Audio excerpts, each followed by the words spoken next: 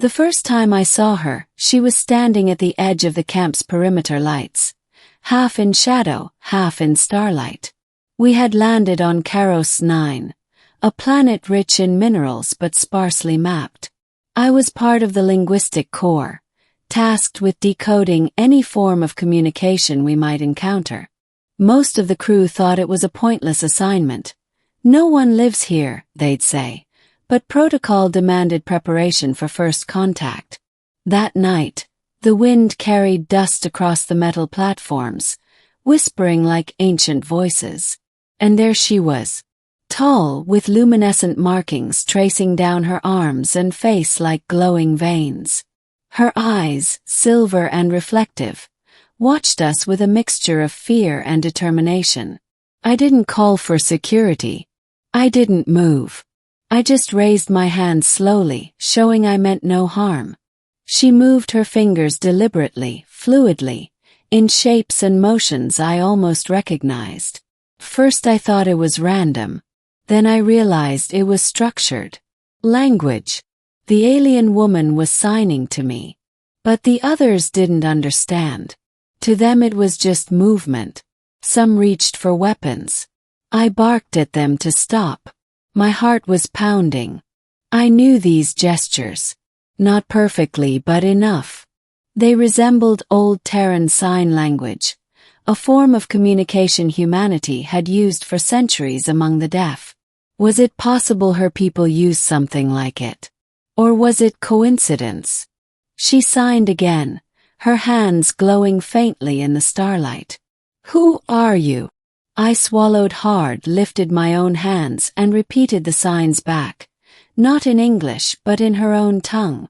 I had been studying the fragments carved into ruins we had discovered weeks earlier. And somehow, impossibly, I had pieced enough together to form a reply. Her eyes widened.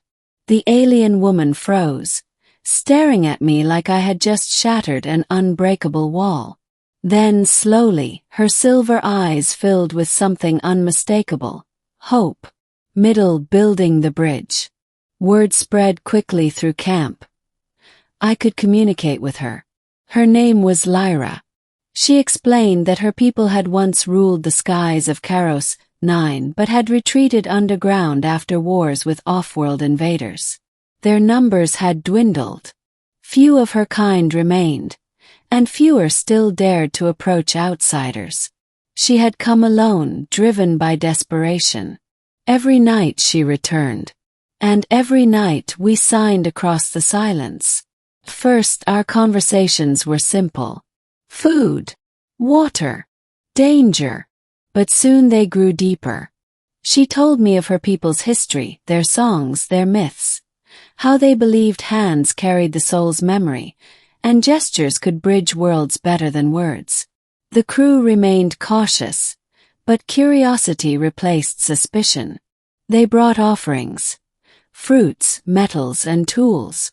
Lyra accepted them politely, but she always turned her gaze back to me. It wasn't the gifts she needed, it was trust. One evening, as the stars shimmered over the camp, she signed something different. Her movements were quick, almost frantic. "They come." My stomach dropped. "Who?" Signed back. "Hunters. Raiders. They return. They destroy." I knew who she meant. Long-range scans had shown unidentified ships skimming the system's edge. Pirates. Slavers. The same kind who had likely driven her people underground. I told the captain. He dismissed it at first, but when our sensors picked up approaching signals, he had no choice but to prepare defenses. We fortified the camp. Shields went up. Weapons charged. But morale was low.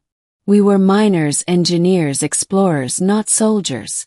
Facing raiders with superior firepower was a death sentence. That's when Lyra stepped forward. She signed with fierce, commanding motions. "I will call my kin. We will fight beside you." The captain was skeptical, but I translated faithfully. Lyra pressed her palm against mine, her silver eyes unblinking, as if to say, "Believe me." That night, she vanished into the wilderness. For 2 days, we heard nothing but static and the distant hum of raider engines. Then, as the horizon burned with the glow of incoming ships, the ground trembled. From the caves and valleys, they emerged, Lyra's people. Dozens, maybe hundreds. Warriors clad in armor etched with glowing runes, their hands moving in silent unison like a storm given shape. She had not lied. Her kin had returned. The battle voices of silence. The raiders descended with fire and fury, their ships tearing through the skies. We scrambled to hold the perimeter. Explosions lit the night, and the air filled with smoke and screams. But then came the corrosions. They moved as one, their silent language flashing between them like lightning. A gesture here, a sweep of the hand there, and squads shifted formation, unleashing coordinated strikes that shattered enemy lines. Lyra fought at the front. She was swift, deadly, her every movement graceful yet lethal. I stayed by the communication post, relaying her commands to the human crew. Her hands flew through the air, signing urgent orders. Shields left. Fire center. Push forward. The crew hesitated at first, unsure whether to trust her. But when they followed her strategies, victories came. Raiders fell back. Shields held. The tide began to turn. At one point, a blast struck near me, throwing me to the ground. My vision blurred. Through the smoke, I saw Lyra sprinting toward me. She knelt, her glowing markings flickering. Her hands trembled as she signed. "You live."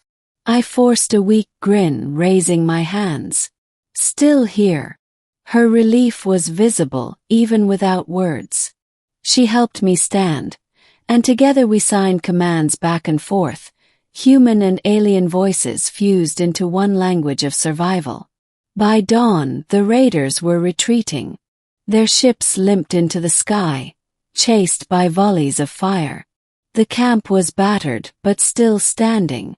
We had won, ending beyond words. After the battle, silence fell across the camp.